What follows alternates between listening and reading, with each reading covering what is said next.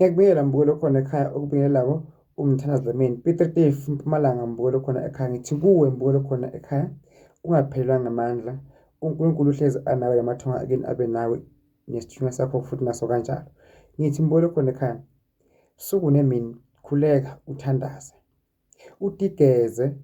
kumgcothi utigeze ufuthe uphalaze utikline umtimba wakho ngoba kunezinto oyithola zenzeka la emhlabeni mbukelo khona ekhaya ezenziwa ngabanye abantu abangakuthandi akusibo abantu mbukelo khona ekhaya abakuthandayo mbukelo khona ekhaya ngithi kuwe isithunywa nedlozi kuzokusebenzela kakhulu kodwa uma uzokuthemba ukuhloniphe futhi ulandelele ngikhulela ukuthi mina la ukhona khona mbukelo khona ekhaya njengamanje uthola umsebenzi ube nemali uganwe bese uyagana ushade ulotsholwe noma ulobole wakhe umuzi wakini wakhe umuzi wakho ukhulise abantu abakho ube nenhlanhla ube nemfuyo uthola isikhundla emsebentini liphama kakhulu ibhizinisi lakho mbukelo khona ekhaya ukhumbule even namaphupho akho la ukhona khona uma uyagula sukuma ukwadi kuhamba nososhaya i-stroke ngithi phila mbukelo khona ekhaya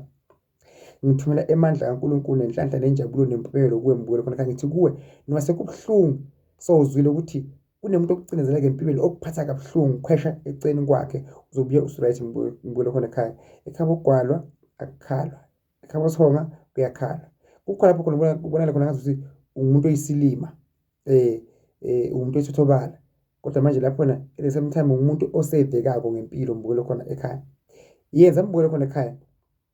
awufisa kusenhliziyo yakho into ezokuphumelelisa empilweni mbukelo khona ekhaya ngiyakukhulekisa ngithi kuwe ngegama kaJesu nabaphansi abangasekho emhlabeni asibakholwa kodwa sethemba ukuthi labakhona khona bayezwa futhi bayabona phumela mbukelo khona ekhaya ngicela mina nawe siwe namhlanje sithathe ukuba rich nengcebo nempumelelo kuphela ipoverty empilweni zethu ngiyivala ipoverty kuphela inhlanhla ngegama kaJesu malo engcwele emoya ukuphilisa ngegama kaJesu kuphela inhlanhla imali nomsebenzi nempumelelo nokukhanya kusune mina kusemakhosi makube kuhle njalo egameni likaJesu masibe nesithunzi masihlonipheke noma kunzima nokulukhuni noma kukhona okubo kwenzekile inkosi wena uyazi kodwa malo engcwele unamandla naku ngiyaphila ngiyakwazi ukuhamba ngiyakwazi ukuphefumula khona abangakhona ukwenza konke lesenkubalile ngegama kaJesu ngimola I receive amandla I receive impumelelo receive yonke into enhle so namhlanje 2023 ngizoba rich ngizophumelela 2024 ibe khamba kahle kakhulu kwendlula lonyaka enkuwo